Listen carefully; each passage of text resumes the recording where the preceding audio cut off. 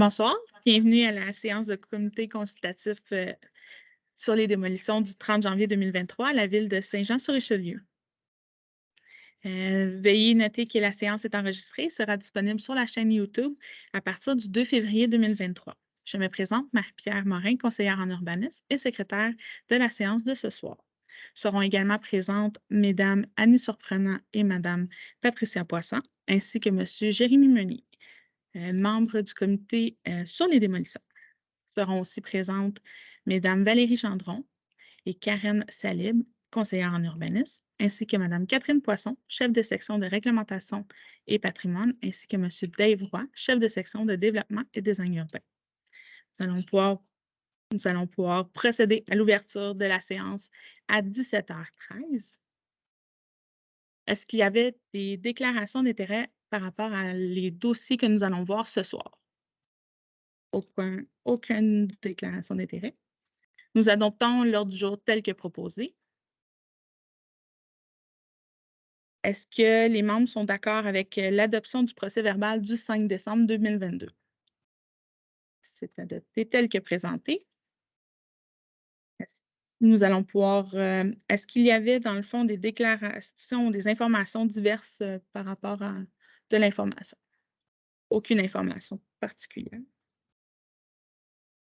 À titre informatif, dans le fond, pour les gens présents, il y aura une période de questions suivant chaque présentation de dossier. Nous allons pouvoir débuter avec la présentation du premier dossier de démolition, le dossier 2022-53-66 au 185 rue Mercier. Donc, l'objet de la demande de démolition 2022-53-66 vise à autoriser la démolition du bâtiment principal au 185 rue Mercier, construit entre 1890 et 1920, dont la réutilisation du sol consistera en un espace vert aménagé. Ce bâtiment n'est pas inclus à la liste des bâtiments patrimoniaux de la ville, mais il est situé dans le secteur de PIA Vieux-Saint-Jean. Une demande relative au plan d'implantation et d'intégration architecturale sera présentée ultérieurement. Alors, le bâtiment à démolir se situe dans le secteur Saint-Jean, sur la rue Mercier, entre la rue Saint-Jacques et la rue Saint-Georges. Il fait partie de la zone P1501 et est assujetti au PIA Vieux-Saint-Jean. La majorité de l'îlot est occupée par le Centre culturel Fernand Charest, composé du cabaret-théâtre du Vieux-Saint-Jean et de la bibliothèque Adélard-Berger. Le stationnement du Centre culturel occupe une bonne partie de l'îlot et entoure le lot du 185 Mercier. Le bâtiment du 185 Mercier appartient à la ville de Saint-Jean. Dans le rapport concernant sa valeur patrimoniale effectué en mars 2021, la firme Patriarche évalue la date de construction du bâtiment entre 1890 et 1920. Dans ces années, l'environnement paysager du 185 était constitué d'un ensemble de maisons ressemblant à celles situées de l'autre côté de la rue. Pendant ces années, le quadrilatère était majoritairement occupé par un usage industriel, puis vers 1900, le clergé catholique vient y établir le collège Saint-Jean, qui sera malheureusement incendié et reconstruit ailleurs dans la ville. L'îlot semble toujours avoir eu une vocation institutionnelle et culturelle. De son côté, le 185 Mercier a servi de logement résidentiel pour les professeurs et employés de ces institutions jusqu'à ce que la ville rachète le bâtiment afin de le louer. Avec les années et les institutions autour, les immeubles voisins au 185 ont été démolis pour offrir davantage de stationnement. Le 185 rue Mercier s'est donc retrouvé isolé de son côté de la rue et ce dernier serait vacant depuis 2017. Le bâtiment à démolir est constitué d'une architecture vernaculaire industrielle de sous-type Boomtown de 2 étages en briques d'argile rouge avec fondation en pierre. Le bâtiment conserve des composantes d'origine, dont sa volumétrie et sa composition générale, sa fondation en pierre, ses murs revêtus de briques et quelques fenêtres à guillotine en bois. La firme Patriarche considère que le 185 Mercier s'intègre bien au bâti environnant, mais qu'il ne s'agit pas d'un repère dans le paysage urbain du secteur. La démolition de ce dernier ne représenterait pas une perte patrimoniale importante ou majeure pour la ville. Pour ce qui est des caractéristiques du bâtiment, donc l'année de construction entre 1890 et 1920, la typologie, comme je viens de le dire, architecture vernaculaire industrielle de sous-type Boomtown. Pour ce qui est de la valeur patrimoniale, sur une échelle de 5 valeurs, soit exceptionnelle, supérieure, bonne, moyenne et faible, la valeur patrimoniale globale de cet immeuble est considérée moyenne. Les valeurs d'ancienneté, d'histoire et d'architecture sont considérées bonnes. Les valeurs d'usage et d'authenticité sont considérées moyennes et la valeur paysagère est considérée faible. Sa valeur au rôle est de 141 600 $. Pour ce qui est le motif de la demande, c'est la démolition du bâtiment principal pour y aménager un espace vert. Concernant l'expertise structurale, à la suite d'une évaluation visuelle de type walkthrough, le rapport effectué par la firme Englobe 2020 a révélé que le bâtiment est en mauvais état. Selon une estimation budgétaire réalisée par la Division des biens immobiliers du Service des travaux publics de la Ville de Saint-Jean-sur-Richelieu en 2023, les travaux pour une restauration à long terme du 185 Mercier s'élèvent à approximativement 715 000 $. Le rapport d'inspection de la firme Englobe détermine que le bâtiment est globalement dans une très mauvaise condition. Des investissements significatifs sont nécessaires à court terme pour permettre au bâtiment d'être simplement sécuritaire et fonctionnel. Plusieurs composantes du bâtiment ont atteint leur durée de vie utile, telles que le revêtement de maçonnerie, la toiture, le système de chauffage, etc. De nombreuses réparations ainsi que la modernisation de certains éléments doivent être considérés pour améliorer l'état général du bâtiment. Aucune condition n'a été observée lors de l'inspection pouvant porter à croire qu'un problème structurel serait relié aux fondations. Cependant, les fondations sont en pierre de moellon de plus de 100 ans. Certains joints de mortier sont évidés et nécessiteront d'être refaits. Les marches extérieures, quant à elles, sont en très mauvaise condition et consistent en un risque pour les usagers du bâtiment. On y dénote des fissures ainsi que le déplacement de pierres dont certaines s'avèrent manquantes. Les joints de mortier du mur de soutènement sont en faible condition et devront être remplacés. Des signes de fuite de mazout ont été observés sur la dalle de béton au sous-sol, donc le remplacement complet du système devrait être considéré. Concernant la structure du bâtiment, il y a des déformations importantes dans le plancher de l'étage, bien que celles-ci sont relativement normales pour un bâtiment de cet âge. Il est recommandé de transforcer la structure. Le revêtement en briques d'argile, lui, est généralement en faible condition. Englobe est d'avis que le rejointement de 100% des joints de mortier devrait être considéré. De plus, un ventre de bœuf important est présent dans la façade avant. Cette situation devrait être adressée rapidement. Englobe a aussi relevé des briques fragmentées et fissurées ainsi qu'un manque de scellant. Les fenêtres sont majoritairement en faible condition et des signes d'infiltration d'eau et des cadrages de bois pourri ont été observés. Le revêtement de toiture installé il y a environ une trentaine d'années a atteint sa durée de vie utile. Englobe dénote aussi une accumulation d'eau sur la toiture, des signes de vieillissement et des signes d'infiltration d'eau au rez-de-chaussée à partir du toit. De plus, aucune installation pour permettre l'accessibilité universelle n'est présente dans ce bâtiment. En ce qui concerne l'analyse de la qualité de l'air, aucun échantillon prélevé à l'intérieur ne dépasse les concentrations totales de spores retrouvées à l'extérieur. Donc, présentement, il ne semble pas y avoir un risque pour les occupants du bâtiment. Cependant, il y a certainement un problème de croissance fongique à l'intérieur et certaines concentrations sont inquiétantes.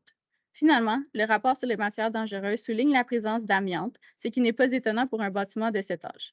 Il est important d'enlever et d'éliminer les matériaux en contenant avant tout travaux. On y trouve aussi du plomb, de la silice, du mercure ainsi que des moisissures causées par l'eau. Ensuite, le rapport d'expertise structurale de l'ingénieur en structure, M. Michel Chamberlain, détermine que la structure du bâtiment est présentement inadéquate et possiblement dégradée sur d'importantes sections. Dans le cas où le bâtiment serait utilisé de nouveau, des renforts seraient requis sur l'ensemble des planchers du bâtiment. Il est cependant certain que les travaux de remise en service seraient majeurs. En effet, de nombreux défauts à la structure ont été notés. Spécifiquement pour la structure du bâtiment, il note les points suivants. La présence de nombreuses infiltrations d'eau est préoccupante et pourrait causer la pourriture de la charpente. La charpente du bâtiment a subi de nombreuses modifications, dont certaines pouvant affecter significativement la capacité des planchers à supporter des charges. Le bois des poutres et solives est sain. Cependant, la présence d'entailles importantes dans les poutres et solives affecte la capacité portante du plancher. Puis, il confirme ce qui a été soulevé dans le rapport d'Englobe concernant l'enveloppe extérieure du bâtiment qui est dans un état de dégradation avancée, tout comme l'escalier et le muret à l'avant du bâtiment. Il souligne aussi la problématique concernant les infiltrations d'eau par la toiture et l'absence d'isolant dans les murs extérieurs qui cause la condensation sur les murs intérieurs. Toutefois, il confirme aussi que les fondations semblent en bonne condition et ne présentent pas de fissures. Pour ce qui est du programme de réutilisation du sol, celui-ci consistera en un espace vert aménagé de mobilier urbain et de plantations d'arbres. Le projet est conforme dans son ensemble et il s'agit d'un plan préliminaire. Comme mentionné précédemment, une demande relative au plan d'implantation et d'intégration architecturale, donc un PIA, sera présentée ultérieurement puisque le lot se situe dans le secteur PIA du Vieux-Saint-Jean. Pour ce qui est du processus d'évaluation de la demande, donc le premier point, consulter le Conseil local du patrimoine au sens de l'article 117 de la Loi sur le patrimoine culturel n'est pas applicable puisque la demande ne vise pas un immeuble patrimonial.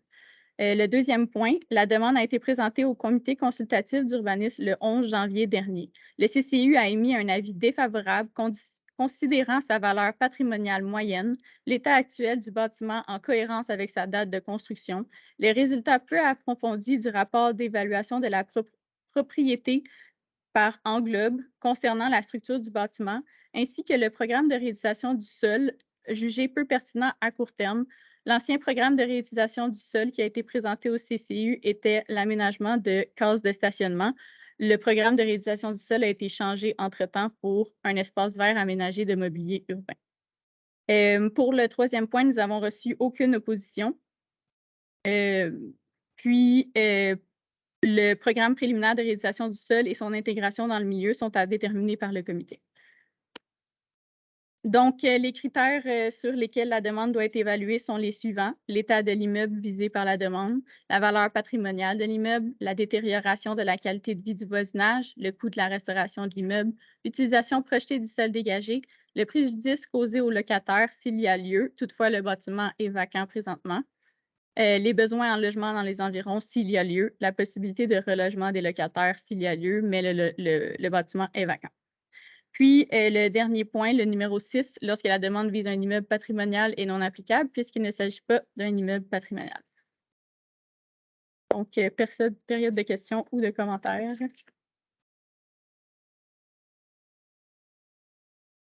Donc, tout intéressé désirant interjeter appel au conseil municipal. Interjeter au conseil municipal de la décision du comité sur les demandes de démolition peut le faire en faisant parvenir sa demande par écrit au greffier dans les 30 jours suivant la décision du comité. Merci. Question.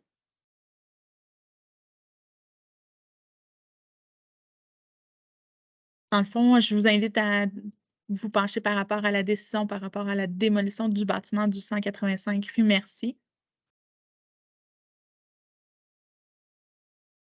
Donc, je peux y aller, je peux commencer.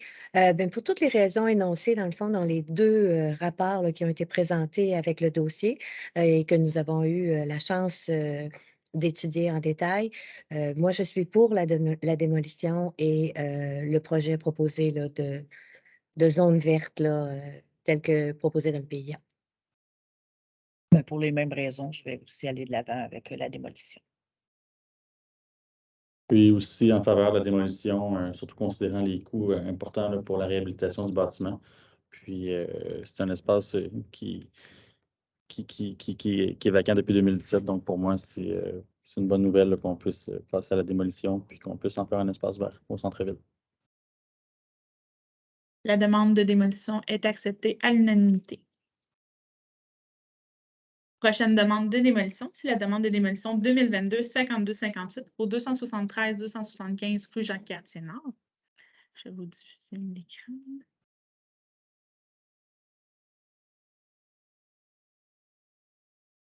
Dans le fond, la demande consiste à autoriser la démolition du bâtiment principal qui a été construit en 1900. La demande consiste à permettre l'agrandissement du stationnement public P31. Ce bâtiment n'est pas inclus à la liste des bâtiments patrimoniaux de la ville, mais est situé dans le secteur de PIA du Vieux-Saint-Jean. Une demande relative au plan d'implantation et d'intégration architecturale communément appelé PIA sera présentée ultérieurement. Il est à noter que la demande doit être transmise au ministère de la Culture et des Communications. Nous sommes situés, dans le fond, sur le site donnant sur Jacques-Cartier-Nord, entre les rues Foch et la rue Saint-Charles. Nous sommes adossés au stationnement public P31. Nous sommes à proximité aussi du palais de justice. Au niveau du secteur avoisinant, c'est principalement des habitations variant de 1 à 2 étages et ayant des unifamiliales et des habitations bifamiliales. Pour ce qui concerne du bâtiment existant à démolir, c'est un bâtiment qui est un bâtiment de type d'architecture vernaculaire avec un revêtement d'acrylique. C'est un toit à 2 versants. On voit qu'il y a une partie qui a été agrandie au fil des années pour donner le deuxième étage que l'on voit à l'avant. Au niveau du site, on voit la vue aérienne du bâtiment concerné. On voit aussi qu'il est vraiment adossé au stationnement public P31. Au niveau des caractéristiques, l'année de construction au rôle d'évaluation foncière est de 1900. C'est un bâtiment de type vernaculaire d'un étage et demi à toit à 2 versants. Au niveau de la valeur patrimoniale globale, elle est de type moyenne. Dans le fond, la firme Patriarche a fait une étude, une évaluation patrimoniale. Au niveau de sa valeur d'âge, cette valeur était bonne car la construction aurait pu être faite entre 1880 et 1916, tout comme les propriétés qui sont situées dans le même secteur que cette propriété. Au niveau de ce qui concerne la valeur d'usage, la valeur d'architecture et paysagère sont moyennes selon cette firme et la valeur d'histoire et d'authenticité sont faibles étant donné qu'il y a eu énormément de transformations aussi. Comme mentionné un petit peu plus tôt, la propriété est située dans le secteur de PIA du Vieux-Saint-Jean. Au niveau de la valeur au rôle, elle a un total de 171 100 $. Le bâtiment a une valeur de 79 700 et le terrain une valeur de 91 400. Le motif de la demande consiste à démolir le bâtiment principal pour agrandir le stationnement public. Au niveau de l'expertise structurale et des recommandations, le bâtiment est en mauvais état. Nous y reviendrons sous peu. Pour ce qui concerne des travaux, des coûts de restauration, selon un devis fourni par la division des biens immobiliers, les coûts de restauration s'élèveraient à 458 644, dont minimalement 88 650 pour ce qui est de refaire le revêtement extérieur, refaire les portes, les fenêtres. De nombreux coûts sont à prévoir là, pour ce qui est de la restauration. Au niveau du rapport d'expertise qui a été fait par Michel Chamberlain, qui est un ingénieur en structure, c'est qu'après la visite des lieux, il est apparent que des défauts majeurs soient présents à tous les niveaux de la structure. À titre informatif, une structure est souvent composée, dans le fond, de l'ossature et des fondations. Il semble y avoir une dégradation accélérée à la base du mur de béton pouvant causer des infiltrations d'eau à ces endroits. Les murs en moellon de la fondation sont composés de pierres et de mortier de chaux. Ce type de mortier, lorsqu'il est exposé au froid, gonfle et se fissure. L'ajout d'un isolant sur la face intérieure expose le mortier au froid. Cela a donc pour effet d'accélérer la dégradation de la fondation. Au bas de la diapositive, vous allez voir trois photos, dont la première est le vide sanitaire par rapport, dans le fond, au sol. On voit une épaisseur différente entre les murs de la fondation. Les deux murs de fondation différentes, il y a une différence d'épaisseur. On peut voir aussi les poutres de renfort et les supports. Les blocs de bois qui ont été installés sous la poutre de renfort et une ancienne poutre de bois. Les poteaux ne sont pas alignés, ce qui ne permet pas de donner son maximum au niveau de ce qui est le renfort. On voit aussi une ouverture dans le parement extérieur par rapport au stucco qui permet de voir l'ancien parement de bois. Le rapport mentionne aussi qu'il y a eu des tassements importants dans la fondation qui ont causé l'apparition de nombreuses fissures dans la structure du bâtiment ainsi que dans la fondation elle-même. Les renforts à la structure du rez-de-chaussée ont permis de prolonger la durée de vie du plancher. Cependant, puisque les poteaux n'ont pas été positionnés au bon endroit, il y a eu une excentricité entre les deux éléments de la structure composant une instabilité potentielle. Il a noté aussi que le perron et la terrasse arrière ont une dégradation importante de leur structure. D'un niveau global, il est cependant certain, selon M. Chamberlain, que suite à l'inspection qui a été complétée, que les travaux de remise en service seraient majeurs et requis pour la majorité ou l'ensemble du bâtiment. Il est à noter aussi, on voit sur les photos que la première photo illustre certaines fissures qui sont présentes au rez-de-chaussée. On voit aussi que le plancher du deuxième étage s'affaisse et est visible au niveau du rez-de-chaussée aussi. Sur la deuxième photo, on voit le plancher avec de nombreuses fissures. Même chose aussi pour la déformation au niveau du plafond, au niveau du rez-de-chaussée, qui est le plancher du deuxième étage qui s'affaisse. Au niveau du programme préliminaire de réutilisation du sol, le souhait étant d'agrandir le stationnement public P31. Une aire gazonnée sera prévue aussi. Les détails au niveau des plantations seront vus et les détails au niveau de tout ce qui est l'aménagement du stationnement seront vus via le règlement sur les PIA, seront présentés à un CCU et au conseil municipal ultérieurement. Au niveau des évaluations de la demande, pour ce qui est du Conseil local du patrimoine au sens de l'article 117 de la loi sur le patrimoine culturel, ce n'est pas applicable dans ce cas-ci. Le CCU a été consulté le 11 janvier 2023. Le CCU avait une recommandation favorable étant donné l'état du bâtiment actuel et considérant que les valeurs patrimoniales étaient moyennes. Nous n'avons eu aucune opposition par rapport à ce projet. Au niveau il faut considérer dans le fond le programme préliminaire de réutilisation du sol, de déterminer si le projet de remplacement s'intègre au milieu d'insertion, notamment quant à l'occupation projetée, à l'implantation, à la hauteur, à la volumétrie du bâtiment et à la préservation des arbres matures d'intérêt. Ceci sera déterminé par les membres, ainsi que par les critères de l'état du bâtiment, la valeur patrimoniale, la détérioration de la qualité de vie du voisinage, le coût de la restauration de l'immeuble, de l'utilisation projetée au sol, le préjudice causé au locataire. À titre informatif, le bâtiment est vacant depuis cet été. Au préjudice sérieux causé au locataire, s'il y a lieu, aux besoins en logement dans les environs et à la possibilité de relogement des locataires s'il y a lieu. Dans ce cas-ci, c'est non applicable. Pour ce qui est du numéro 6, étant donné que l'immeuble n'est pas patrimonial, ces critères ne sont pas applicables. Dans le fond, c'est la période de questions et je vous invite à déterminer, savoir votre décision par rapport à ce dossier. Ouais, vas-y. Je peux débuter. Bien, en prenant en compte tous les critères d'évaluation de la demande et particulièrement en sachant que le CCU, dont je fais partie, était unanime là, vers une décision positive pour cette demande, je suis pour la démolition de cet immeuble. Oui, effectivement. Ben, je suis d'accord aussi. Si on regarde tous les coûts de restructuration et excusez-moi, toute la problématique sur le mauvais état du bâtiment, alors c'est pour ça que je suis pas. Dans mon cas, moi, la même chose, je suis favorable au projet, surtout en regardant le programme préliminaire de réutilisation du sol où on vient faire une nouvelle plantation. Encore là, verdir notre centre-ville, je pense que ça va le faire un peu ça va le rafraîchir un peu. Puis ça va répondre aussi à une problématique de stationnement là, qui est criante là, dans ce secteur-là. Donc, je suis favorable à la démolition.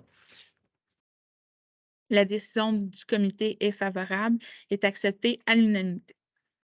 Nous allons pouvoir passer au prochain dossier, qui est la demande de démolition 2023-0001, située au 131 2e avenue. Donc, l'objet de la demande vise à autoriser la démolition du bâtiment principal existant pour subdiviser le terrain en 3 lots distincts pour la construction de 3 habitations trifamiliales isolées. À noter que puisque c'est un bâtiment construit en 1853, un avis d'intention de démolition devrait être soumis pour approbation au ministère de la Culture et des Communications. Aussi, le projet de reconstruction sera assujetti au règlement sur les PIA Vieux-Iberville, pardon. Donc, une demande conjointe a été déposée à cet effet. Également, vous dire, le bâtiment visé par la demande n'est pas inscrit à la liste des bâtiments patrimoniaux de la ville de Saint-Jean-sur-Richelieu. Donc, la propriété est située dans le secteur d'Iberville sur la 2e avenue, entre la 1e rue et la 2e rue. Elle est adjacente à l'ancienne église de la paroisse Saint-Noël-Chabanel, convertie en centre multidisciplinaire. Le secteur est composé d'usages variés. Il a la présence de plusieurs commerces au nord ainsi qu'à l'est du site visé, et puis principalement des résidences au sud et à l'ouest. Il n'y a aucune influence stylistique particulière, mais il s'agit à la base d'une ancienne mûnerie fortement remaniée à travers le temps. Le bâtiment existant était construit en 1853 durant une période où le développement industriel et manufacturier de Saint-Jean était prospère. Le bâtiment a été construit en 4 étapes. On a le corps d'origine d'un volume d'1 étage recouvert d'un toit en bardeaux d'asphalte à 2 versants et qui repose sur une fondation en béton. Le 2e agrandissement est un volume de 2 étages et le 3e et 4e agrandissement présentent un volume d'1 étage recouvert d'un toit en appentis. La toiture des agrandissements est en tôle et le revêtement extérieur est composé de tôle profilée et de clins de bois. En résumé, selon l'évaluation de l'intérêt patrimonial réalisée par la firme Patriarche, Cet immeuble industriel a probablement contribué à l'essor économique du Vieux-Iberville, mais à cause des nombreuses modifications apportées à l'immeuble, il est difficile de voir des composantes architecturales qui rappellent la vocation industrielle. Il est donc peu représentatif de l'architecture industrielle ou commerciale de l'époque. Pour ça, la valeur patrimoniale de cet immeuble est considérée moyenne.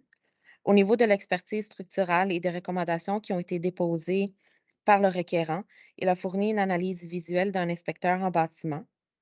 Selon la compagnie de construction et de rénovation Habitation Durand, les coûts de restauration du bâtiment pourront s'élever jusqu'à 888 000. Elle englobe donc les travaux tels que l'installation d'un nouveau revêtement sur la bâtisse, la réfection totale de la structure du bâtiment, on parle de la fondation, des poutres, des poutrelles, puis la démolition et la reconstruction là, de la toiture et les frais de gestion du projet. En ce qui concerne l'état de l'immeuble, plus précisément selon le rapport d'inspection fourni par le requérant, il y a quelques éléments qui ont été relevés par l'inspecteur, soit la fondation en pierre pour certaines parties de l'immeuble plus anciens sont décalées et sans mortier. La dalle de béton de la section arrière est fissurée et est affaissée. Selon l'inspecteur, ce n'est pas sécuritaire puisque la structure de bois y est appuyée directement. Il y a aussi la présence de pourriture de certains éléments structuraux en bois. L'inspecteur constate aussi des signes de fléchissement élevés à plusieurs endroits et aucun poteau servant à soutenir la structure est fixé adéquatement. Il constate aussi l'affaissement et une déformation des toits, plusieurs ouvertures qui causent de l'infiltration d'eau et qui créent la moisissure. Le revêtement extérieur est composé de plusieurs matériaux différents et incomplet à certains endroits. On voit aussi le balcon au deuxième étage qui est incomplet et dangereux. Et puis, tous les escaliers intérieurs là, ne sont pas conformes. On parle de garde-corps, contre-marche et main courante manquantes. Au niveau de l'utilisation projetée du sel dégagé, je vous présente le plan d'implantation proposé et puis une image 3D là, du projet dans son milieu. À noter que c'est un programme préliminaire. Ici, la démolition est autorisée. Le projet devra être autorisé par le conseil municipal en vertu du règlement sur les PIA. Donc, le requérant souhaite subdiviser le terrain en 3 lots distincts afin d'y construire 3 habitations trifamiliales isolées de 2 étages. Il propose un style architectural qu'on retrouve dans le secteur et qui s'inspire du style Boomtown. L'aire de stationnement serait mise en commun pour les 3 propriétés telles qu'on voit sur le plan d'implantation. Donc, pour conclure, au niveau des critères d'évaluation pour la démolition, pour le moment, on n'a reçu aucune opposition pour la démolition de cet immeuble. Aussi, malgré l'état actuel du bâtiment, la qualité du vide de voisinage n'est pas nécessairement détériorée. Au niveau de l'occupation du bâtiment, il est actuellement vacant de plus d'1 an, donc aucun locataire là, n'est affecté par la demande de démolition. Enfin, puisque c'est un bâtiment commercial, le nombre de logements n'est pas réduit, mais si la démolition est autorisée, 9 logements pourront être ajoutés dans le secteur. Pour conclure, le dossier a été effectivement présenté aux membres du CCU le 11 janvier dernier et puis la recommandation était d'accepter la demande de démolition, considérant que la valeur patrimoniale est moyenne causée par les nombreuses modifications sur le bâtiment et puis considérant que le corps d'origine est méconnaissable et le bâtiment est peu représentatif là, d'un courant architectural qui rappelle la vocation industrielle de l'époque. Vous avez des questions ou des commentaires?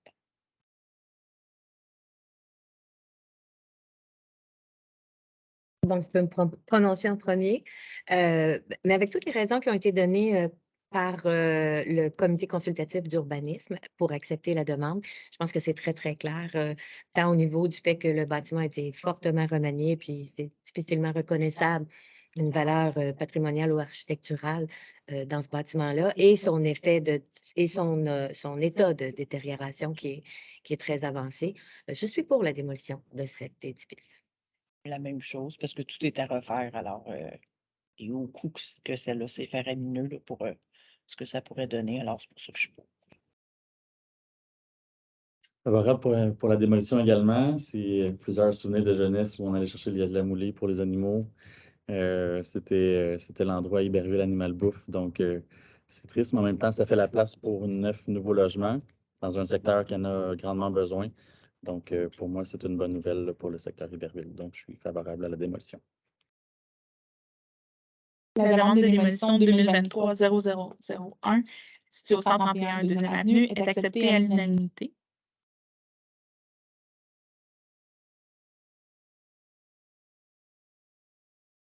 Toute personne, dans le fond, intéressée désirant interjecter l'appel au conseil municipal de la décision du comité sur les demandes de démolition peut le faire en faisant parvenir sa demande par écrit au greffier dans les 30 jours suivant la décision du comité, soit par courrier au 188 rue Jacques-Cartier-Nord ou par courriel à l'adresse suivante que vous voyez à l'écran. C'est ce qui conclut, dans le fond, ce comité sur les demandes de démolition du 30 janvier 2023. Il est présentement 17h43. Je vous remercie à tous et bonne soirée.